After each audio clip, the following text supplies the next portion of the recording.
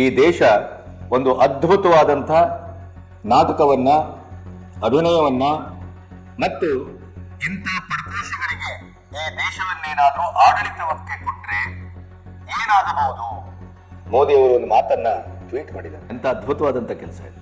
ಈ ಎಲ್ಲ ಬೆಳವಣಿಗೆಗಳನ್ನು ನೋಡ್ತಾ ನೋಡ್ತಾ ನೋಡ್ತಾ ಹೋದ್ರೆ AI ಕ್ಯಾಮೆರಾಗಳು, ಆ ಕ್ಯಾಮೆರಾದ ಎದುರು ಹಿಂಗೆ ಪಾಸ್ ಆದ್ರೆ ಸಾಕು, ನಿಮ್ಮ ಮುಖಚಹರೆ, ನಿಮ್ಮ ಆಧಾರ್ ಕಾರ್ಡ್ ಲಿಂಕ್ ಆಗಿ ನಿಮ್ಮ ಜಾತಕವೇ ಪೊಲೀಸರ ಕೈಗೆ ಸಿಗುತ್ತೆ ಕ್ಷಣಾರ್ಧದಲ್ಲಿ. ಪುಟ್ಟ ಮಾತನ್ನ ತಪ್ಪಿದ್ರಿ, ಯಾರ ಮೇಲೆ FIR ಹಾಕಬಾರ್ದು, FIR ಹಾಕಿದ್ದನ್ನ ತೆಗೆಬೇಕು, ಬಂಧಿಸಿದವರನ್ನು ಬಿಡಬೇಕು, ನೀವು ಒಪ್ಕೊಂಡಿದ್ದೀರಿ. ಆದ್ರೆ ಅಲ್ಲೊಂದು ಅವ್ರಿಗೆ ಗೊತ್ತಿಲ್ಲದಂತ ಒಂದು ಹಿಕ್ಕಮತ್ತಿತ್ತು. ವಿದ್ಯಾರ್ಥಿಗಳು ಪಾಕಿಸ್ತಾನದ ಪ್ರೇರಿತ, ಚೈನಾ ಪ್ರೇರಿತ, ಅಮೆರಿಕದ ಜಾರ್ಜ್ ಸೊರೋಸ್ ಹತ್ರ ದುಡ್ಡು ತಗೊಂಡಂತ ಪಟಿಂಗರು ಪ್ರಧಾನಿಯ ವಿರುದ್ಧ, ದೇಶದ ವಿರುದ್ಧ, ಈ ದೇಶದ ಅಸ್ಮಿತೆಯ ವಿರುದ್ಧ, ಹಿಂದುತ್ವದ ವಿರುದ್ಧ ಏನೇನೆಲ್ಲ ಬೊಗಳಿಲ್ಲ, ಅಂಥವರನ್ನ ಪ್ರತಿನಿಧಿಸ್ತಾ, ಅವರನ್ನ ಸಮರ್ಥಿಸ್ತಾ ಆ ಕುಳಿಗೇಡಿಗಳಿಗೆ, ದೇಶಗೇಡಿಗಳಿಗೆ ಕ್ಷಮೆ ಕೇಳಬೇಕು ಅಂತ ಹೇಳುವಂತ ಒಂದು ವಿರೋಧ ಪಕ್ಷದ ನಾಯಕನ ನೈತಿಕತೆಯನ್ನು ಪ್ರಶ್ನಿಸಬೇಡ. ಬಹಳ ದೊಡ್ಡ ಯಶಸ್ಸು ಸಿಕ್ಕಿದ್ದರೆ ಈ ಹೋರಾಟಕ್ಕೆ ಅದು ನನ್ನ ಉಪವಾಸದಿಂದ, ಲಾಠಿಯಿಂದ, ಕಲ್ಲೆಸೆದಿಂದ, ಹಿಂಸೆಯಿಂದ ಅಲ್ಲ, ಇಂಡೈರೆಕ್ಟ್ ಆಗಿ ಜಂಜಿಗಳಿಗೆ ಗುಮ್ಮಿದನ. ಇದು ದೇಶದಾದ್ಯಂತ ಇಡೀ 140 ಕೋಟಿ ಜನರಿಗೆ ಇದು ಒಂದು ಪಾಠವೂ ಆಗಬೇಕು, ಪಠ್ಯವೂ ಆಗಬೇಕು, ಒಂದು ದೃಶ್ಯವೂ ಆಗಬೇಕು, ನಿಮಗೆ ಮನನ ಆಗಬೇಕು.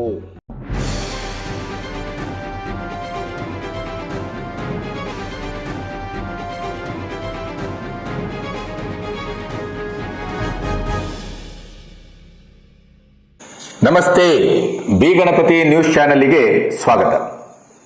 ಕಾಕ್ರೋಚ್ ಪಾರ್ಟಿಯ ಶನಿವಾರದ ಸಂಧಾನದ ಕೊನೆಯಲ್ಲಿ ಅಂತ್ಯಗೊಂಡಂತ ಜಂತರ್ ಮಂತರನ ಪ್ರಹಸನ ಮತ್ತು ಅದರ ನಂತರದ ಬೆಳವಣಿಗೆಗಳು ಅಂತ ಮಾತಾಡುವುದಾದ್ರೆ, ಈ ದೇಶ ಒಂದು ಅದ್ಭುತವಾದಂಥ ನಾಟಕವನ್ನ, ಅಭಿನಯವನ್ನ ಮತ್ತು ಇಂಥ ಪಡಪೋಷಿಗಳಿಗೆ ಈ ದೇಶವನ್ನೇನಾದರೂ ಆಡಳಿತಕ್ಕೆ ಕೊಟ್ರೆ ಏನಾಗಬಹುದು?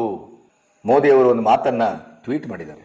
ನನ್ನನ್ನ ವ್ಯಂಗ್ಯ ಮಾಡುವವರಿಗೆ, ದೂಷಿಸುವವರಿಗೆ ಒಂದು ಮಾತನ್ನ ಹೇಳಬೇಕು.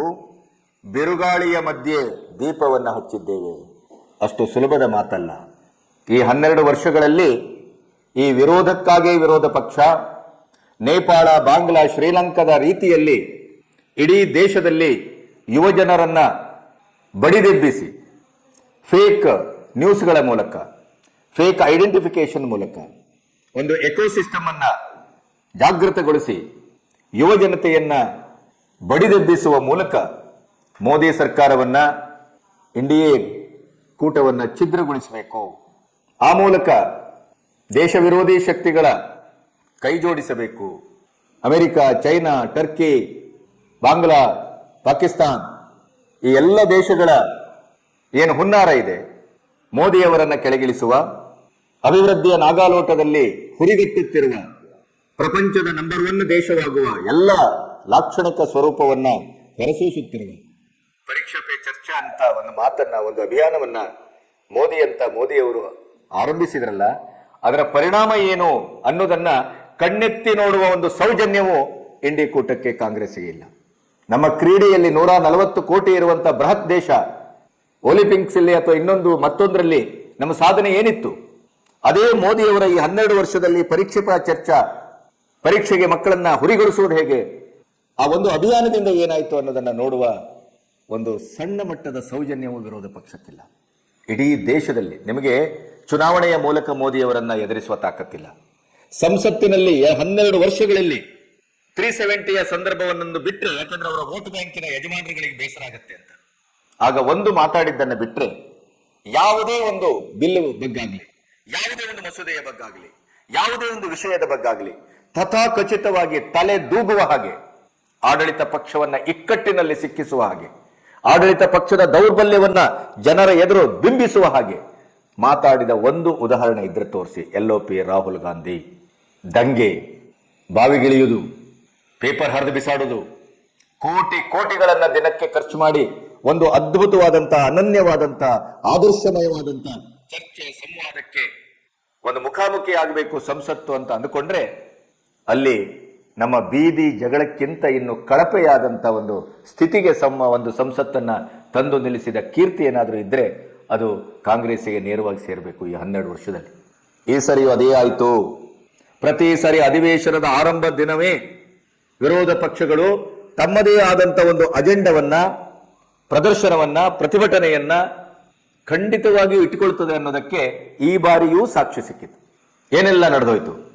ಜಿರ್ಲೆಗಳು ಗೆದ್ದುವು, ಕಾಕ್ರೋಚ್ ಪಾರ್ಟಿ ಗೆದ್ದಿತು, ಅಭಿಜಿತ್ ದೀಪ್ಗೆ ಮೋದಿಯವರ ಸಂವಾದಿಯಾಗಿ ನಿಂತರು, ಕ್ರಾಂತಿ ಕಹಳೆಯನ್ನು ಮೊಳಗಿದ್ರು, ಕ್ರಾಂತಿ ವೀರ. ಏನು ಪ್ರಕಾಶ್ ರಾಜಿಂದ ಹಿಡಿದು ಬಾಲಿವುಡ್ ಪಟಾಲಂನಿಂದ ಹಿಡಿದು JNJಯ ಜಂಜೆಗಳಿಂದ ಹಿಡಿದು ಎಲ್ಲರೂ, ತುಳುನಲ್ಲಿ ಜಂಜೆ ಅಂದ್ರೆ ಏಡಿ ಅಂತ, ಎಲ್ಲ ಏಡಿಗಳು, ಜಿರ್ಲೆಗಳು, ನೊಣಗಳು, ತಿಗಣೆಗಳು ಎಲ್ಲವೂ ವಿಜೃಂಭಿಸಿದ್ದು 12 ವರ್ಷದಲ್ಲಿ ಮೋದಿಯವರನ್ನ ಯಾರೂ ಮುಟ್ಟಲಿರಲಿಲ್ಲ, ಯಾವ ಒತ್ತಡಕ್ಕೂ ಮಣದಿರಲಿಲ್ಲ, ಯಾವ ಒತ್ತಡಕ್ಕೂ ಯಾವುದೇ ಸಚಿವನ ರಾಜೀನಾಮೆ ತೆಗೆದುಕೊಂಡಿರಲಿಲ್ಲ. ನಾವು 36 ದಿನಗಳಲ್ಲಿ ಎಲ್ಲಿಯೋ ಅಬ್ಬೆಪಾರಿಯಾಗಿ ಅಮೆರಿಕದಲ್ಲಿ ಇದ್ದಂತ ಈ ಅಭಿಜಿತ್ ದೀಪ್ಗೆ ಬಂದು ಮೋದಿಯವರ 56 ಇಂಚಿನ ಎದೆಯ ಮೇಲೆ ನಿಂತ ಅಂತೆಲ್ಲ ವ್ಯಾಖ್ಯಾನ ಆಯ್ತು. ಕನ್ನಯ್ಯನು ಇದೇ ತರ ಬಂದಿದ್ದ. ನಾನೊಂದು ಮಾತು ಹೇಳಿದ್ದೆ ಆರಂಭದಿಂದ, ಇದೇ ರೀತಿಯಲ್ಲಿ ಬಂದ ಕನ್ನಯ್ಯ ಮೋದಿಯವರ ಪರ್ಯಾಯ ಶಕ್ತಿ ಅನ್ನುವ ರೀತಿಯಲ್ಲಿ ಬಂದ. ಇವತ್ತು ಹುಟ್ಟು ಎಲ್ಲಿದ್ದಾನೆ ಹೇಳ ಹೆಸರಿಲ್ಲದೇನೆ, ಅವನ ಅಡ್ರೆಸ್ ಇಲ್ಲದೇನೆ ಹೋಯ್ತು. ಆರಂಭದಲ್ಲಿ ಈ ಕಾಕ್ರೋಚ್ ಪಾರ್ಟಿಯವರ ಪ್ರತಿಭಟನೆಯನ್ನ ಇವರು ಟೇಕನ್ ಫಾರ್ ಗ್ರಾಂಟೆಡ್ ಮಾಡಿದ್ರು, ನಿರ್ಲಕ್ಷ್ಯ ಮಾಡಿದ್ರು. 12 ವರ್ಷದ ಆಡಳಿತ ಸ್ವಲ್ಪ ತಲೆಗೂ ಏರಿತ್ತು ಕಾಣುತ್ತೆ. ಇವೆಲ್ಲವೂ ಆಯ್ತು. ಆದರೆ ಈಗ ಏನು ಸಂಧಾನ, ಅದರ ನಂತರ ಜಂತರ್ ಮಂತರಿಂದ ಹೊರಟದ್ದು, ಆ ನಂತರ ಸಂಸತ್ ಅಧಿವೇಶನ, ಅಲ್ಲಿ ಪಾಸ್ ಮಾಡಬೇಕಾದಂತ ಬಿಲ್ಲು, ಅದರ ನಂತರ ಇಡೀಯದಾಗಿ ಈ ಪೇಪರ್ ಲೀಕಿನ ಬಗ್ಗೆ ಮೋದಿ ಅವರು ಯುವ ಸಮುದಾಯದೊಟ್ಟಿಗೆ ನಡೆಸಿದ 3-4 ವಿಡಿಯೋಗಳು, ಅವರು ಇವತ್ತು ಸಂಸತ್ತಿನಲ್ಲಿ ಮಂಡಿಸಿದಂತ ಏನು ಬಿಲ್ ಇದೆ, ಈ ಪೇಪರ್ ಲೀಕ್ ಬಿಲ್, ಅದರ ಜೊತೆಗೆ ಹೈಪರ್ ಟಾಸ್ಕ್ ಫೋರ್ಸ್ ಅನ್ನ, ಶಿಕ್ಷಣದ ಕ್ರಾಂತಿ, ಟೆಕ್ನಾಲಜಿಯನ್ನು ಅಳವಡಿಸುವುದು ಹೇಗೆ, ಅದರ ದೌರ್ಬಲ್ಯವನ್ನು ಗೆಲ್ಲುವುದು ಹೇಗೆ, ಪರೀಕ್ಷೆಗಳಿಗೆ ಒಂದು ಭದ್ರತೆಯನ್ನ, ಟ್ರಾನ್ಸ್ಪರೆನ್ಸಿಯನ್ನ, ವಿಶ್ವಾಸಾರ್ಹತೆಯನ್ನ ತರುವುದು ಹೇಗೆ, ಅದಕ್ಕಾಗಿ ಒಂದು ಅದ್ಭುತವಾದಂಥ ಕೆಲಸವನ್ನ ಮೋದಿಯವರು ಮಾಡಿದರು. ಜಂತರ್ ಮಂತರಲ್ಲಿ ಏನು ಕೇಳಿಬಂತು? ಬ್ರಾಹ್ಮಣವಾದದ ಬಗ್ಗೆ ವಿರುದ್ಧವಾದಂಥ ಘೋಷಣೆಗಳು ಕೇಳಿಬಂದು, ಬ್ರಾಹ್ಮಣಶಾಹಿಕಿ ಮುರ್ದಾಬಾದ್, RSS ಮುರ್ದಾಬಾದ್, ಬ್ರಾಹ್ಮಣವಾದಕ ಮುರ್ದಾಬಾದ್, ಇವೆಲ್ಲ ಜಿಲ್ಲೆಗಳಿಂದ ಕೂಗು ಬಂದದ್ದು.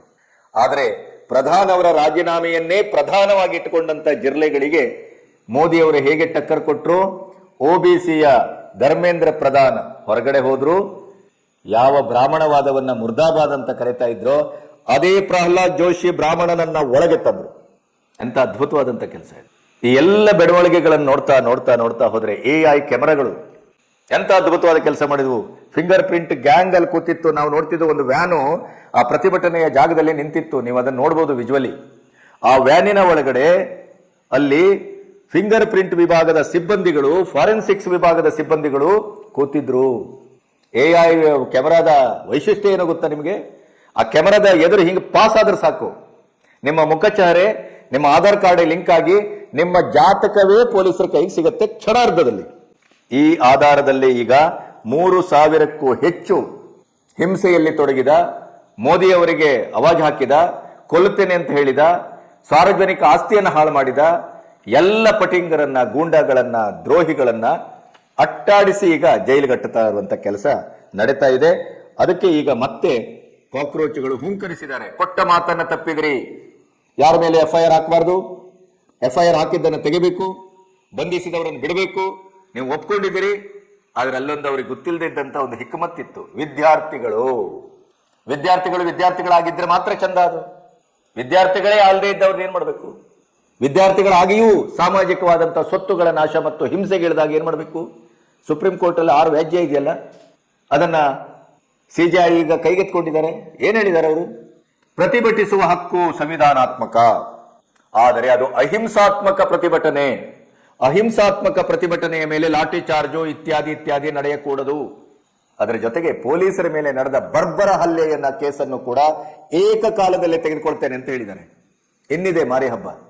ಪೊಲೀಸ್ ವ್ಯವಸ್ಥೆಯನ್ನ ನೀವು ನೈತಿಕವಾಗಿ ಅದನ್ನ ಮುಗಿಸ್ಲಿಕ್ಕೆ ಹೊರಡ್ತೀರಿ ಅಂತಾದ್ರೆ, ಲಾಠಿ ಚಾರ್ಜ್ ಮಾಡಿದ್ರ ಬಗ್ಗೆ, ಬಿಹಾರದಲ್ಲಿ ಆದಂತ ಈ ಜಂಜೆಗಳ ಘಟನೆಯನ್ನ ಪೊಲೀಸರು ನಿರ್ಬಂಧಿಸಿದ್ರ ಬಗ್ಗೆ, AK-47 ತೆಗೆದುಕೊಂಡು ಅವರು ಗಾಳಿಯಲ್ಲಿ ಗುಂಡೊಡೆದದ್ದು, ಆದ್ರೆ ಇವರು AK-47 ನಲ್ಲೇ ಗುಂಡೊಡೆಯಲಾಗಿದೆ ಅನ್ನುವಂತ ರಾಹುಲ್ ಗಾಂಧಿ ಅವರ ಮಾತು, ಮತ್ತು ಸ್ಟೂಡೆಂಟ್ಗಳಿಗೆ ಅವಮಾನ ಆಗಿದೆ, ಹಿಂಸೆ ಆಗಿದೆ, ಅವರು ಆಸ್ಪತ್ರೆಯಲ್ಲಿದ್ದಾರೆ.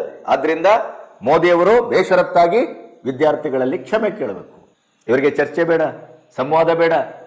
ಪರೀಕ್ಷೆಯ ಈ ಪೇಪರ್ ಲೀಕ್ ಆದ ಬಗ್ಗೆ ಒಂದು ನಿರ್ದಿಷ್ಟವಾದಂಥ ಕ್ರಮ ಬೇಡ. ಎಂಥ ದರಿದ್ರ ಬುದ್ಧಿ ಅಂತಂದ್ರೆ, ಇದೇ ಪರೀಕ್ಷೆ ಪೇಪರ್ ಲೀಕ್ ಆದ ಬಗ್ಗೆ ಒಂದು ಅದ್ಭುತವಾದ ಕಾನೂನನ್ನು ತರುವುದರ ದಿಕ್ಕಿನಲ್ಲಿ ಇವತ್ತು ಟೇಬಲ್ ಮಾಡಲಾಗಿದೆ. ನಿನ್ನೆ ಒಂದು ವಾರ ಅಂತೂ ಸಂಸತ್ ನಡೀಲಿಕ್ಕೆ ಬಿಡಲಿಲ್ಲ. ಪ್ರಧಾನ್ ರಾಜೀನಾಮೆ ಆಗುವಲ್ಲಿವರೆಗೆ ನಾವು ಚರ್ಚೆಗೆ ನಡೀಲ್ಲ ಅಂತಂದ್ರು. ಶನಿವಾರ ಪ್ರಧಾನ್ ಅವರು ರಾಜೀನಾಮೆ ಕೊಟ್ಟರು. ಅದರ ನಂತರ ಈಗ ರಾಹುಲ್ ಗಾಂಧಿ ಅವ್ರದ್ದು ಹೊಸ ತಗಾದೆ, ಹೊಸ ಷರತ್ತು. ಅಮಿತ್ ಶಾ ಮಾತಾಡಬೇಕು, ಪೊಲೀಸರಿಗೆ ಕ್ಷಮೆ ಕೇಳಬೇಕು, 10 ಜನ ಆತ್ಮಹತ್ಯೆ ಮಾಡ್ಕೊಂಡವರಿಗೆ ಕೋಟಿ ಕೊಡಬೇಕು, ಅದು ಇಲ್ಲ, ಈಗ ಮರ್ತೋಗಿದೆ. ಇವರ ಉದ್ದೇಶ ಏನು? ಪೊಲೀಸ್ ಮೊರಾಲಿಟಿಯನ್ನ, ನೈತಿಕತೆಯನ್ನ ನೀವು ಕೊಂದು ಕಳಿತೀರಿ ಅಂತಾದ್ರೆ. ಬಿಹಾರದಲ್ಲಿ ಸ್ಕಲ್ ಓಪನ್ ಆಗಿದೆ. ಬಂಗಾಳದಲ್ಲಿ ಯಾವ ರೀತಿ ಹಿಂಸೆಗಿಳಿದ್ರು ಕಮ್ಯುನಿಸ್ಟರು ಅಂತಂದ್ರೆ ಸುವೇಂದು ಅಧಿಕಾರಿ ಅದಕ್ಕೆ ಸರಿ ಬುದ್ಧಿ ಕಲಿಸಿದ್ದಾರೆ. ಅದನ್ನೂ ವಿರೋಧಿಸ್ತಾರೆ ಅವರು. ಇದೇ ಜಂತರ್ ಮಂತರ್ ನಮ್ಮನ್ನ 20ನೇ ತಾರೀಕಿನ ದಿನ ಆದಂತಹ ಹಿಂಸೆಯಲ್ಲಿ ಮಹಿಳಾ ಪೊಲೀಸು ಅಭಾರ್ಷನಾಯಿತು.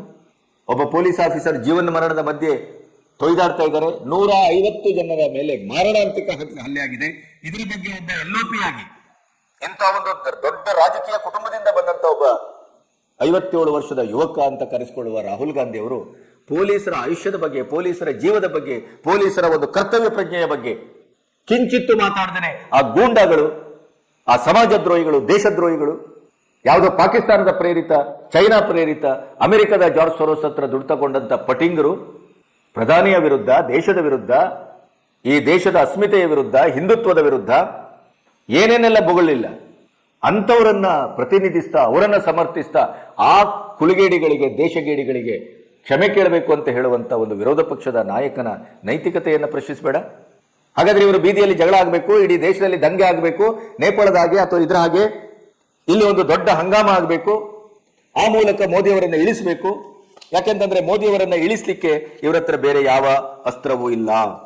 ಈಗ ಮೋದಿಯವರ ಯಾವ್ಯಾವೆಲ್ಲ ಅಸ್ತ್ರಗಳನ್ನ ಹೂಡಿದರೆ, ಇವರದ್ದ ಎಂತೆಂತ ಎಕ್ಸ್ಪೋಸ್ ಆಗಿದೆ, ಈ ಜಿರ್ಲೆಗಳು ನೈತಿಕತೆ ಏನು, ಈ ಜಿರ್ಲೆಗಳು ಮಾಡಿದ ಹಂಗಾಮ ಏನು, ಇವತ್ತು ಅವರ ಎಕ್ಸ್ಪೋಸ್ ಆದ ರೀತಿ ಏನು. ಮೋದಿ ಇವತ್ತು ಅಮಿತ್ ಶಾ ಸೇರಿ ಇಡೀದಾಗಿ ರಾಹುಲ್ ಗಾಂಧಿಯಿಂದ ಹಿಡಿದು ಕೇಜ್ರಿವಾಲ್ನಿಂದ ಹಿಡಿದು ಪ್ರತಿ ಒಬ್ಬರಿಗೂ ಎಂತೆಂತ ಒಂದು ಹೆಡೆಮುರಿ ಕಟ್ಟುವ ಕೆಲಸವನ್ನ ಮಾಡಿದ್ದಾರೆ ಅಂತಂದ್ರೆ ನೀವು ನಂಬಲಿಕ್ಕೆ ಸಾಧ್ಯ ಇಲ್ಲ.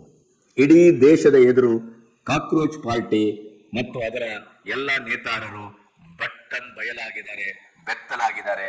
ಇಡೀ ಸೋಷಿಯಲ್ ಮೀಡಿಯಾದಲ್ಲಿ ಕ್ಯಾಕರಿಸೋಗಿದ್ದಾರೆ. ಹಾಗಾದ್ರೆ ಸಂಸತ್ತಿನ ಒಳಗಡೆ ಏನಾಯ್ತು, ಸಂಸತ್ತಿನ ಹೊರಗಡೆ ಏನಾಯ್ತು?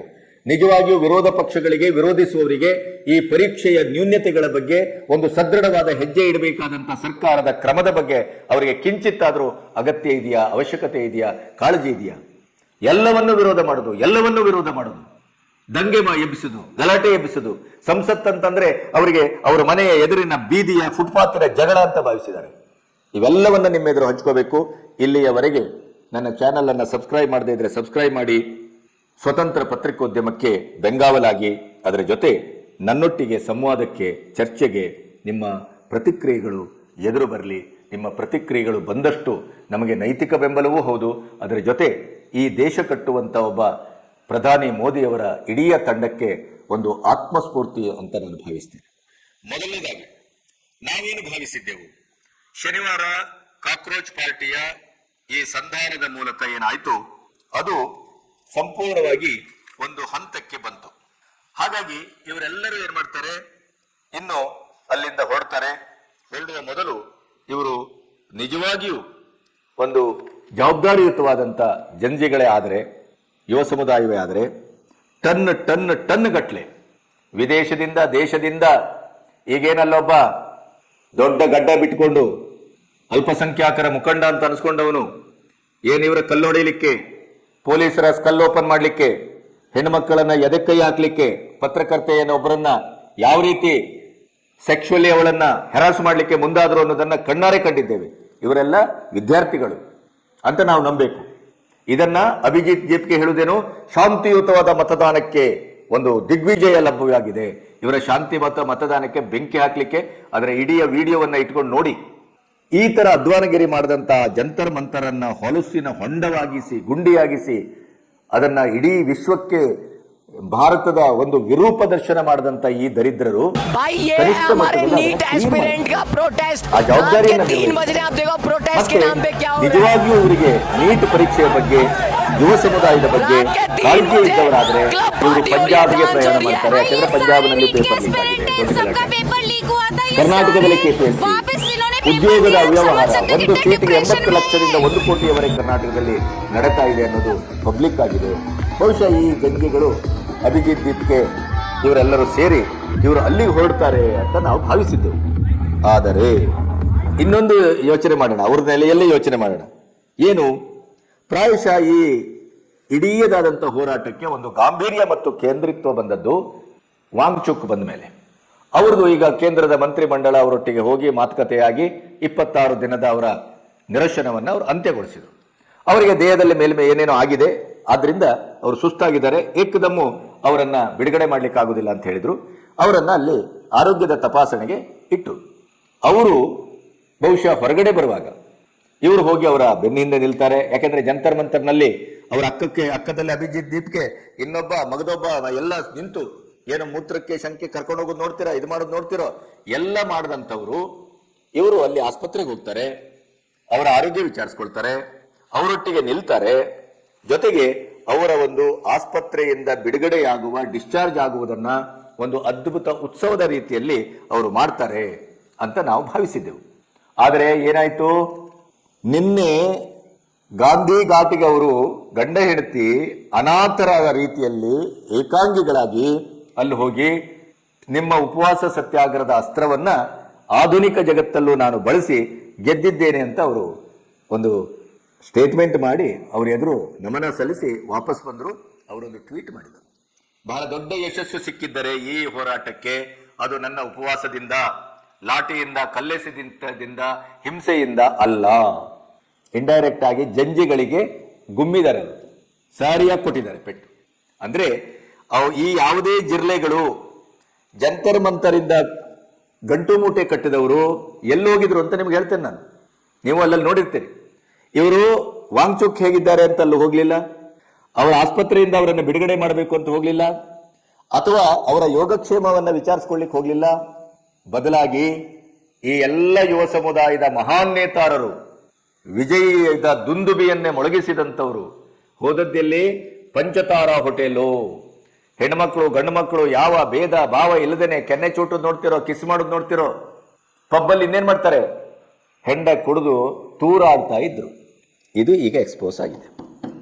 ಮೋದಿಯವರು ಒಂದು ಕಡೆ ಇಡೀ ಈ ಪರೀಕ್ಷಾ ಪೇಪರಿನ ಒಂದು ದುರ್ಬಳಕೆಯನ್ನ, ಲೀಕ್ ಆದದ್ದನ್ನ, ಪೇಪರ್ ಲೀಕ್ ಒಂದು ಇನ್ನು ಮುಂದೆ ಆಗಬಾರದು, ಇನ್ನು ಮುಂದಿನ ದಿನಗಳಲ್ಲಿ ಇಡೀದಾದ ಶಿಕ್ಷಣ ವ್ಯವಸ್ಥೆಯೇ ಸದೃಢಗೊಳ್ಳಬೇಕು, ಪರೀಕ್ಷಾ ವ್ಯವಸ್ಥೆ ಟ್ರಾನ್ಸ್ಪರೆಂಟ್ ಆಗಬೇಕು, ಯಾವುದೇ ಕಾರಣಕ್ಕೂ ಮಕ್ಕಳ ವಿಶ್ವಾಸಕ್ಕೆ ದ್ರೋಹ ಆಗಬಾರದು ಅನ್ನುವ ರೀತಿಯಲ್ಲಿ ಪ್ರತ್ಯೇಕ ಬಿಲ್ಲನ್ನು ತಂದರು. 10 ವರ್ಷ ಕಠಿಣ ಶಿಕ್ಷೆ, 50 ಲಕ್ಷ ದಂಡ. ಅದರ ಜೊತೆಗೆ ಅವರು ಒಂದು ಮಾತನ್ನ ಎತ್ತಿದ್ದಾರೆ, ಈಗ ಪರೀಕ್ಷೆಯ ಪೇಪರ್ ಲೀಕ್ ಆಯ್ತು, ಓಕೆ, ವ್ಯವಸ್ಥೆಯ ದೌರ್ಬಲ್ಯ, ಭ್ರಷ್ಟಾಚಾರವ, ಇನ್ನೊಂದೋ ಮಗದೊಂದೋ ಆಯ್ತು.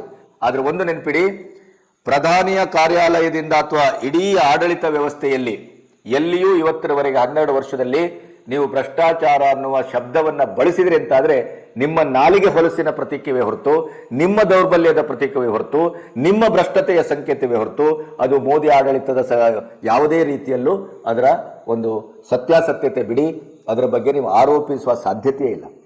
ಪ್ರಧಾನವರು ರಾಜೀನಾಮೆ ಯಾಕೆ ಕೊಟ್ಟರು, ದೇಶದಲ್ಲಿ ದಂಗೆ ಆಗುತ್ತೆ. ಅದಕ್ಕಿಂತ ಮುಖ್ಯವಾಗಿ ಇಂಟೆಲಿಜೆನ್ಸ್ ಡಿಪಾರ್ಟ್ಮೆಂಟ್ ಕೊಟ್ಟಂತ ಆದಿತ್ಯವಾರ ಈ ಒಂದು ವ್ಯವಸ್ಥಿತವಾದಂಥ ಸಂಚು ಎಲ್ಲಿಯವರೆಗೆ ದೇಶಕ್ಕೆ ಬೆಂಕಿ ಹಚ್ಚುವ ಕೆಲಸಕ್ಕೆ ಮುಂದಾಗಬಹುದು ಅಂತಂದ್ರೆ 3 ಜನ ವಿದ್ಯಾರ್ಥಿಗಳ ಆತ್ಮಾಹುತಿಯಾಗುವ ಎಲ್ಲಾ ಲಕ್ಷಣಗಳು ಇದೆ. ಇದರಿಂದ ವಿಚಲಿತಗೊಂಡಂತ ಪ್ರಧಾನಿ ತಕ್ಷಣ ಅವರ ರಾಜೀನಾಮೆಯನ್ನ ಸ್ವೀಕರಿಸಿದರು. ಇದು ಸತ್ಯ. ದೇಶದ ಒಂದು ನಾಗರಿಕರ ಒಂದು ಜೀವನ ಮರಣದ ಪ್ರಶ್ನೆ, ದೇಶದ ಅಳಿವಳಿವಿನ ಪ್ರಶ್ನೆ, ದೇಶದ ಸ್ವಾಭಿಮಾನದ ಪ್ರಶ್ನೆ, ಈ ಗುಂಡಗಳು, ಈ ಭಯೋತ್ಪಾದಕರು, ಈ ಹೊರಗಿನ ಒಳಗಿನ ದೇಶ ವಿರೋಧಿ ಶಕ್ತಿಗಳ ಒಂದು ಅಧಿಕಾರ ವ್ಯಾಮೋಹದ ಆ ವಾಂಛೆಗೆ ಈ ದೇಶ ಬಲಿಯಾಗಬಾರದು ಅನ್ನುವ ಕಾರಣಕ್ಕಾಗಿ ಮೋದಿಯವರು ಮನಸ್ಸಿಲ್ಲದ ಮನಸ್ಸಿಂದಲೇ ಧರ್ಮೇಂದ್ರ ಪ್ರಧಾನ್ ಅವರ ರಾಜೀನಾಮೆಯನ್ನು ತೆಗೆದುಕೊಂಡ್ರು. ಆದರೆ ಅದಕ್ಕೆ ಅತ್ಯಂತ ಪ್ರಬುದ್ಧವಾದ ಹೆಜ್ಜೆಯನ್ನು ಇಟ್ಟರು, ಕಠಿಣವಾದ ಬಿಲ್ಲನ್ನು ತಂದರು. ಅದರಲ್ಲಿ ಒಂದು ಮಾತು ಹೇಳ್ತಾರೆ ಅವರು, ಆಯ್ತು, ಲೀಕ್ ಆದ ಪೇಪರ್ ಅನ್ನ ಕೊಂಡ್ಕೊಂಡವ್ರು ಯಾರು? 10-15 ಲಕ್ಷವನ್ನ ಖರ್ಚು ಮಾಡಿ ಏನಕ್ಕೇನ ತಮ್ಮ ಮಕ್ಕಳು ಮೆಡಿಕಲ್ಗೆ ಹೋಗ್ಬೇಕು, ಇನ್ನೊಂದಕ್ಕೆ ಹೋಗ್ಬೇಕು, ಮಗದೊಂದಕ್ಕೆ ಹೋಗ್ಬೇಕು. ಇವತ್ತಿನ ನಮ್ಮ ಯುವ ಸಮುದಾಯವೂ ಅಷ್ಟೇ, ಅಪ್ಪನ ಹಣದಲ್ಲಿ, ಅಮ್ಮನ ಹಣದಲ್ಲಿ, ಕಾಂದಾನಿನ ಹಣದಲ್ಲಿ ಮಜಾ ಮಾಡಬೇಕು, ಐಶ್ ಮಾಡಬೇಕು. ಅದು ಬಿಟ್ರೆ ನಾವು ಕಷ್ಟಪಡಬೇಕು, ಓದಬೇಕು, ಸಾಹಸ ಪಡಬೇಕು, ನಮ್ಮ ಇಡೀ ಬುದ್ಧಿಯನ್ನ ತೇಯಬೇಕು. ಸುಲಭದಲ್ಲಿ ಸುಕ್ಕು ನುಂಡೆ ಸಿಗ್ಬೇಕು. ಅಯೋಗ್ಯರೆಲ್ಲ ಡಾಕ್ಟರ್ ಆಗಿ ಬರ್ತಾ ಇದ್ದಾರೆ, ಅದರಿಂದಲೇ ಟೇಬಲ್ ಮೇಲೆ ರೋಗಿಗಳ ಸಾವಾಗ್ತಾ ಇದೆ. ಇವತ್ತು ಶ್ರೀಮಂತರ ಮಕ್ಕಳೆಲ್ಲ ಡಾಕ್ಟರ್ ಆಗುದು ಯಾಕೆ ಹೇಳಿ? ಇದೇ ದರಿದ್ರ ಪೇರೆಂಟ್ಗಳು 10-15 ಲಕ್ಷ ಕೊಟ್ಟು ಮಕ್ಕಳಿಗೆ ಕಾಪಿ ಹೊಡೆಯುವುದನ್ನ, ಮಕ್ಕಳಿಗೆ ಪರೀಕ್ಷೆ ಅಲ್ಲದ ಪರೀಕ್ಷೆಯನ್ನ ದಾಟುವ ಈ ಒಂದು ಸುಳ್ಳಿನ ದಂಧೆಯನ್ನ, ಮೋಸದ ದಂಧೆಯನ್ನ, ಅಪರಾಧದ ಕೆಲಸವನ್ನ ಮಕ್ಕಳಿಂದ ಮಾಡಿಸ್ಲಿಕ್ಕೆ ಇವರು ಮುಂದಾಗ್ತಾರಲ್ಲ, ಅವರು ಕೂಡ ಅಪರಾಧಿಗಳು ಈ ಕಾನೂನಿನ ಪ್ರಕಾರ. ದುರಂತ ಅಂದ್ರೆ ಇಂಥ ಕಾನೂನನ್ನು ಕೂಡ ಇವತ್ತು ಕಾಂಗ್ರೆಸ್ ವಿರೋಧಿಸ್ತಾ ಇದೆ. ಇದಕ್ಕೆ ನಗಬೇಕೋ ಅಳಬೇಕೋ ನೀವೇ ಹೇಳಿ. ಪರೀಕ್ಷೆ ಅಕ್ರಮದ ಬಗ್ಗೆ ಮಾತಾಡುವರು ಇವರು, ವಿದ್ಯಾರ್ಥಿಗಳಿಗೆ ಮೋಸ ಆಗಿದೆ ಅಂತ ಮಾತಾಡುವರು ಇವರು, ಶಿಕ್ಷಣ ವ್ಯವಸ್ಥೆ ಬದಲಾಗಬೇಕು ಅಂತ ಹೇಳುವರು ಇವರು, ವಿಶ್ವಾಸಾರ್ಹತೆ ಬರಬೇಕು ಅಂತ ಹೇಳುವರು ಇವರು. ಇದೆಲ್ಲವನ್ನ ತರಲಿಕ್ಕೆ ಒಂದು ಪ್ರತ್ಯೇಕ ಬಿಲ್ಲು, ಯಾರ್ಯಾರು ಎಲ್ಲೆಲ್ಲಿ ಮೋಸ ವಂಚನೆಯ ಈ ಜಾಲವನ್ನ ಸೃಷ್ಟಿ ಮಾಡಿದಾರೋ ಅವರೆಲ್ಲರನ್ನ ಹೆಡೆಮುರಿ ಕಟ್ಟು ಜೈಲಿಗೆ ಅಟ್ಟುವಂತ ಕೆಲಸ ಮತ್ತು ಅವರಿಗೆ ಕಠಿಣ ಶಿಕ್ಷೆ ಕೊಡುವಂತ ಒಂದು ಕಾಠಿಣ್ಯವಾದ ನಿರ್ಧಾರವನ್ನ ಪ್ರಧಾನಿ ತೆಗೆದುಕೊಂಡ್ರೆ ಇವರು ಅದಕ್ಕೆ ಸಪೋರ್ಟ್ ಮಾಡಬೇಕು, ವಿರೋಧಿಸಬೇಕು. ಹಾಗಾದ್ರೆ ಇವರ ಇರಾದೆ ಏನು? ಇವರ ಉದ್ದೇಶ ಏನು? ಯುವಕರಲ್ಲ, ನೀಟ್ ಅಲ್ಲ, ಯುವಕರ ಭವಿಷ್ಯ ಅಲ್ಲ, ಇವರಿಗೆ ಅಧಿಕಾರದ ದಾಹ. ಅಧಿಕಾರಕ್ಕಾಗಿ ಯುವ ಜನರ ಎದೆಯನ್ನ ಮೆಟ್ಟಿ ಅವರ ಹೆಣವನ್ನ ಹಾಕಿ ಅವರನ್ನ ಬಲಿ ಹಾಕಿ ನಾವು ಗದ್ದುಗೆ ಏರಬೇಕು, ಮೋದಿ ಅವರನ್ನು ಇಳಿಸಬೇಕು. ಇಷ್ಟೇ. ವಾಜಪೇಯಿ ಅವರು ಮಾತು ಹೇಳಿದ್ರು, ನಿಮಗೆ ನೆನಪಿದೆ ಅಂತ ಅಂದ್ಕೊಳ್ತೇನೆ. ಕಾಂಗ್ರೆಸ್ ಅಧಿಕಾರದಲ್ಲಿ ಇರುವುದಕ್ಕಿಂತ ಇಲ್ಲದಿರುವಂತ ಸಮಯ ಅತ್ಯಂತ ಡೇಂಜರಸ್. ಅದು ಇವತ್ತಾಗ್ತಾ ಇದೆ. ಅಧಿಕಾರದಿಂದ ಹೊರಗಿದ್ದಂಥ ಪಕ್ಷ ಏನನ್ನ ಮಾಡಬಹುದು? ಇವರದೇ ಆಡಳಿತದಲ್ಲಿ ಸರಣಿ ಪೇಪರ್ ಲೀಕ್ಗಳಾಗಿದ್ದಾವೆ. ಅದು UPA ಗೌರ್ಮೆಂಟ್ ಇರಬಹುದು, ಅದರ ನಂತರ ಈಗ ಅಲ್ಲಿ ಎಲ್ಲೆಲ್ಲಿ ಅವರ ಅಧಿಕಾರದಲ್ಲಿ ಇದೆಯೋ, ಈಗ ಕರ್ನಾಟಕದಲ್ಲಿ ಏನ್ ಹೇಳ್ತಾರೆ? ಭ್ರಷ್ಟಾಚಾರದ ಹಳವಂಡ, ಹುದ್ದೆಗಳಿಗೆ 80ರಿಂದ 1 ಕೋಟಿ ಲಂಚ, KPSC ಪರೀಕ್ಷೆಯ ಪೇಪರ್ ಲೀಕು. ಏನು DK ಶಿವಕುಮಾರ್ ರಾಜೀನಾಮೆ ಕೊಡ್ತಾರ? ಹಿಂದೆ ಮಧು ಬಂಗಾರಪ್ಪ ಇದ್ದಾಗ ಏನೇನೆಲ್ಲ ಆಯ್ತಲ್ಲ, ರಾಜೀನಾಮೆ ಕೊಟ್ರ? ನಿರ್ಲಜ್ಜತೆಯಿಂದ ವರ್ತಿಸ್ಲಿಲ್ವಾ? ನಿಮ್ಮ ಆಡಳಿತಕ್ಕೊಂದು, ಮೋದಿ ಆಡಳಿತಕ್ಕೊಂದು ನಿಮ್ದು ಸ್ಕೇಲು. ಅದೇ ನಿಮಗೆ ರಚನಾತ್ಮಕವಾದ ಸಂವಾದ ಬೇಡ, ಚರ್ಚೆ ಬೇಡ. ಹಾಗಾದ್ರೆ ವಿರೋಧ ಪಕ್ಷದ ಉದ್ದೇಶ ಏನು? ಸಾಂವಿಧಾನಿಕವಾಗಿ ಸಂವಿಧಾನದ ಪುಸ್ತಕವನ್ನು ಕೈಯಲ್ಲಿ ಇಟ್ಕೊಂಡು ಮಾತಾಡ್ತಿರಲ್ಲ, ನಿಮ್ಮ ಕರ್ತವ್ಯ ಪ್ರಜ್ಞೆಯನ್ನ ನೀವು 12 ವರ್ಷದಲ್ಲಿ ಸಂಸತ್ತಿನ ಒಳಗಡೆ ಒಂದು ದಿನ ಆದ್ರೂ ಮಾಡಿದಿರಾ? ಕೇವಲ ಗಲಾಟೆ, ಕೇವಲ ಅಡ್ಗಾಲು, ಕೇವಲ ನಿಮ್ದು ದಾದಾಗಿರಿ, ಗೂಂಡಾಗಿರಿ, ಅಷ್ಟು ಬಿಟ್ರೆ ಬೇರೆ ಏನನ್ನೂ ಮಾಡಿಲ್ಲ. ಕಾರಣ ಏನು ಗೊತ್ತಾ?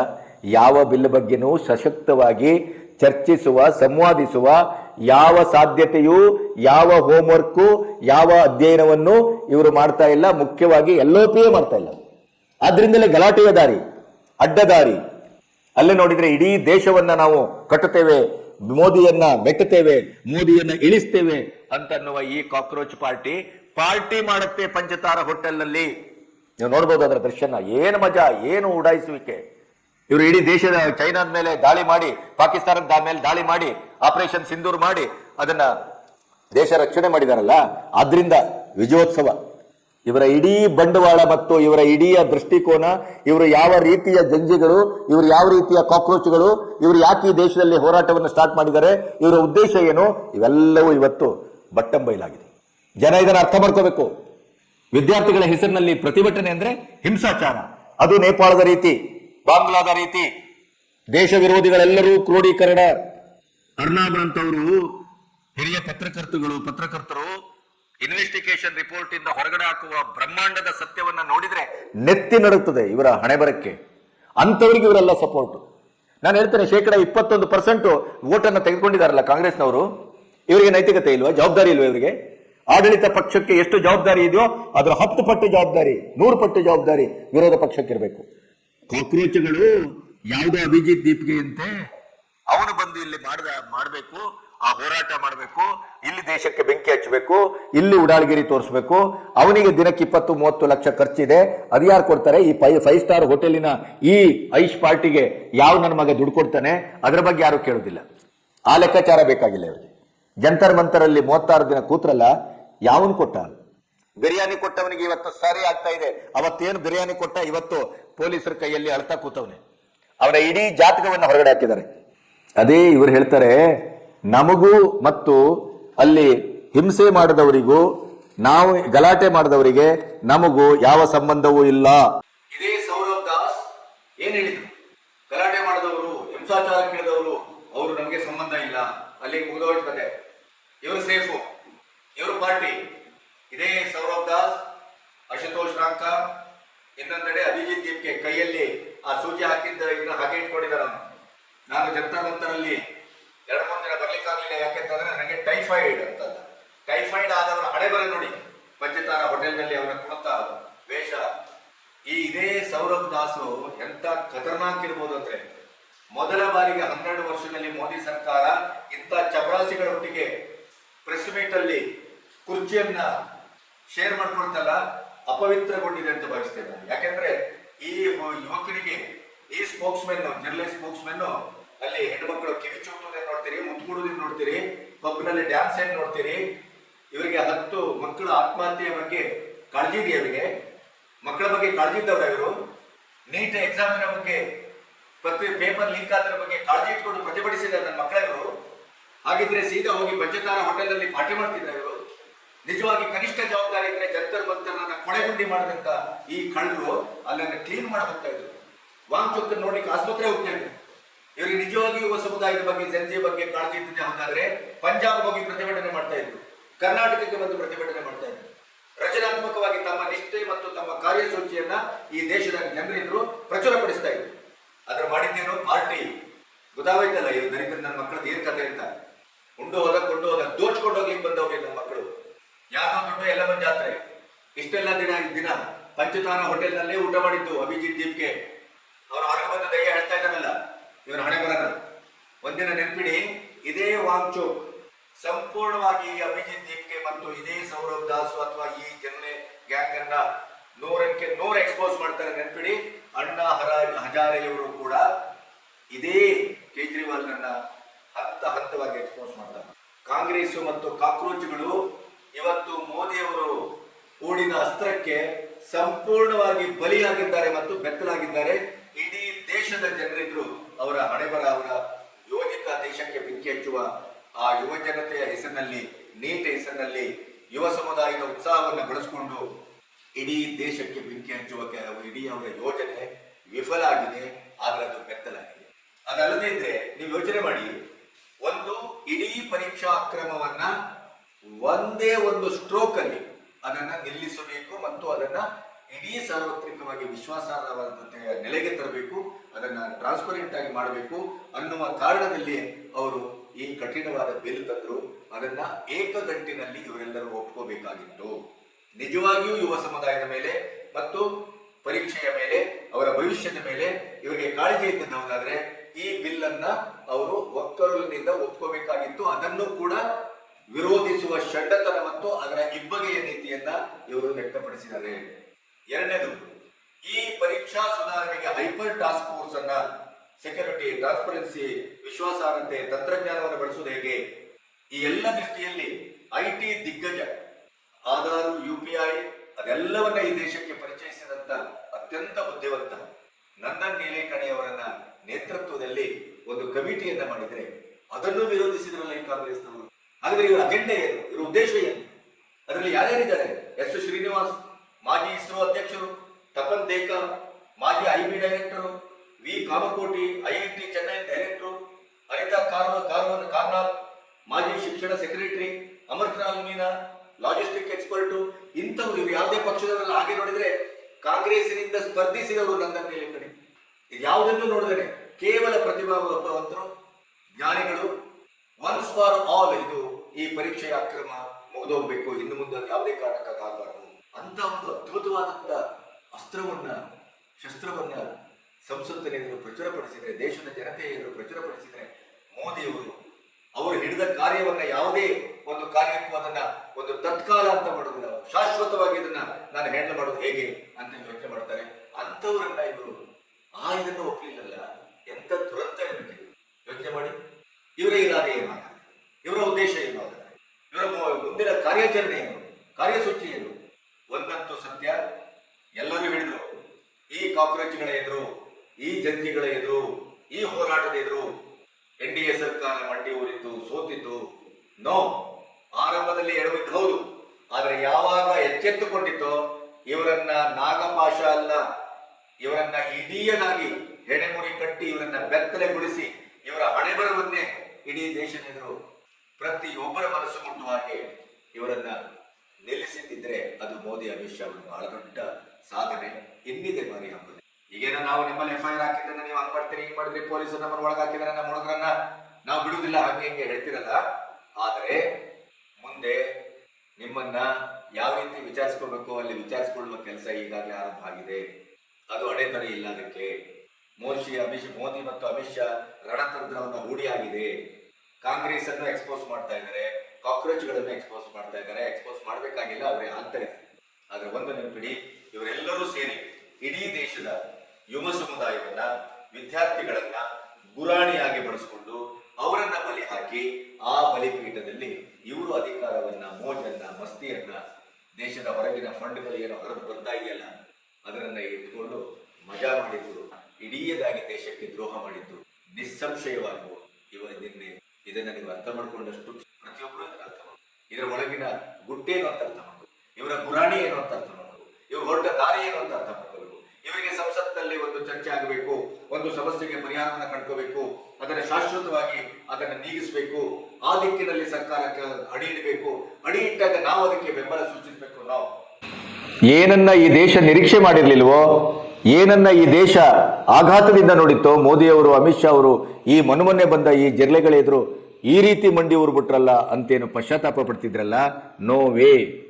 ಈ ದರಿದ್ರರು ಯಾರು, ಇವರ ಹಿಂದಿರೋರು ಯಾರು, ಇವರ ಉದ್ದೇಶ ಏನು, ಇದೆಲ್ಲವನ್ನು ಕೇವಲ ನಾವು ಇಂಟೆಲಿಜೆನ್ಸ್ ಡಿಪಾರ್ಟ್ಮೆಂಟಿನ ರಿಪೋರ್ಟ್ ಇಂದ ನೋಡಿದರೆ ಸಾಲದು. ಇದು ದೇಶದಾದ್ಯಂತ ಇಡೀ 140 ಕೋಟಿ ಜನರಿಗೆ ಇದು ಒಂದು ಪಾಠವೂ ಆಗಬೇಕು, ಪಠ್ಯವೂ ಆಗಬೇಕು, ಒಂದು ದೃಶ್ಯವೂ ಆಗಬೇಕು, ನಿಮಗೆ ಮನನ ಆಗಬೇಕು. ಆಗ ಮಾತ್ರ ಈ 12 ವರ್ಷದಲ್ಲಿ ಮೋದಿಯವರು ಎಂಥ ಬಿರುಗಾಳಿಯಲ್ಲಿ ದೇಶದ ಅರಳಿಸುವಿಕೆಯನ್ನ, ಬೆಳಕನ್ನ ಹತ್ತಿಸಲಿಕ್ಕೆ ಪ್ರಯತ್ನ ಮಾಡಿದ್ದಾರೆ ಅನ್ನೋದು ನಿಮ್ಗೆ ಅರ್ಥ ಆಗಬೇಕು. ಅನ್ನೋದಕ್ಕಾಗಿಯೇ ಸರ್ಕಾರ ಈ ತಾಳ್ಮೆಯನ್ನ, ಈ ಅವಧಿಯನ್ನ, 36 ದಿನವನ್ನ ಅವರಿಗೆ ಕೊಟ್ಟದ್ದು ಅನ್ನೋದಕ್ಕೆ ನಿನ್ನೆ ಇಡೀ ದಿನ ನಡೆದಂತ ಬೆಳವಣಿಗೆ. ಮೋದಿಯವರು ಏನು, ಅಮಿತ್ ಶಾ ಏನು, ಮೋದಿಯವರ ಸರ್ಕಾರದ ಉದ್ದೇಶ ಏನು, ಈ ವಿರೋಧ ಪಕ್ಷಗಳು ಮಾಡ್ತಾ ಇರೋದೇನು, ಈ ಜಂಜಿಗಳೊಟ್ಟಿಗೆ ಸೇರ್ಕೊಂಡು ಇವರು ಮಾಡಿದ್ದೇನು, ಪರೀಕ್ಷೆಯ ಬಗ್ಗೆ, ಮಕ್ಕಳ ಬಗ್ಗೆ ಅಷ್ಟೆಲ್ಲ ಕಾಳಜಿ ಇದ್ದದ್ದಾದ್ರೆ 21% ತೆಗೆದುಕೊಂಡಂತ ವೋಟ್ ಶೇರ್ ಅನ್ನ ತೆಗೆದುಕೊಂಡಂತ ಕಾಂಗ್ರೆಸ್ ಪ್ರತಿಭಟನೆಯನ್ನ ರಚನಾತ್ಮಕವಾಗಿ, ಆಡಳಿತ ಪಕ್ಷದ ವಿರೋಧವಾಗಿ, ಅವರ ಎಲ್ಲ ಹುಳುಕುಗಳನ್ನು ಹೊರಗಡೆಯುವ ದೃಷ್ಟಿಯಿಂದ ಕಾಕ್ರೋಚ್ ಪಾರ್ಟಿ ಬಂದು ಪ್ರತಿಭಟನೆ ಮಾಡುವ ಮೊದಲೇ ಇವರು ಯಾಕೆ ಮಾಡಿಲ್ಲ? ಇವರು ಯಾಕೆ ಕೊನೆಗೆ ಕ್ರೆಡಿಟ್ ಅನ್ನು ತೆಗೆದುಕೊಳ್ಳಿಕ್ಕೆ ಹೋದ್ರು? 20ನೇ ತಾರೀಕಿನ ಸಂಜೆ 4 ಗಂಟೆವರೆಗೆ ಮಾತಾಡದೇ ಇದ್ದಂತ LOP ಕೊನೆಗೆ ಯಾಕೆ ಮಾತಾಡಿದ್ರು? ಪ್ರಧಾನಿ ಮನೆಗೆ ಹೋಗಿ ಪ್ರತಿಭಟನೆ ಮಾಡಿದ ಉದ್ದೇಶ ಏನು ಅಂದ್ರೆ ಇದರ ಕ್ರೆಡಿಟ್ ಅನ್ನ ತೆಗೆದುಕೋಬೇಕು. ಹೇಗೂ ಇದು ಏನೋ ಒಂದು ಮಗ್ಗಲು ಮರಿತಾ ಇದೆ, ಕೊನೆಗೊಂದು ಎಂಟ್ರಿ ಹೊಡೆದು ನಾವು ಅದರ ಕಿರೀಟ ತಗೋಬೇಕು ಅನ್ನುವಂತ ಇವರ ಉದ್ದೇಶ ಇದೆಯಲ್ಲ, ಇದು ಅತ್ಯಂತ ಹೀನವಾದದ್ದು, ಹೇಸಿಗೆಯಾದದ್ದು. ಎಲ್ಲ ಅವರ ಹುಳುಕುಗಳು, ಕೊಳಕುಗಳು, ಎಲ್ಲ ಅವರ ದೇಶದ್ರೋಹಿ ಬುದ್ಧಿಗಳು ಎಲ್ಲವೂ ಇವತ್ತು ಬೆತ್ತಲಾಗಿದೆ. ಇದನ್ನ ಅಮಿತ್ ಶಾ ನಿರೀಕ್ಷೆ ಮಾಡಿ ಅವರನ್ನು ಬಿಟ್ಟದ್ದು ಅನ್ನೋದು ಈಗ ನಮಗೆ ಅರ್ಥ ಆಗ್ತಾ ಇದೆ. ಇದನ್ನ ಆರಂಭದ ದಿನದಿಂದಲೂ ಹೇಳ್ತಾ ಬಂದಿದ್ದನ್ನ. ನಿಮಗೇನು ಅನಿಸ್ತದೆ ಅಂತ ಕಮೆಂಟ್ ಮಾಡಿ, ಪ್ರತಿಕ್ರಿಯಿಸಿ, ಈ ಚಾನೆಲ್ ಅನ್ನ ಬೆಂಬಲಿಸಿ ಮತ್ತು ಹೆಚ್ಚೆಚ್ಚು ಶೇರ್ ಮಾಡಿ. ಯಾಕೆಂದ್ರೆ ಇದು ದೇಶ ಉಳಿಸುವ ಅಭಿಯಾನ. ನಮಸ್ತೆ.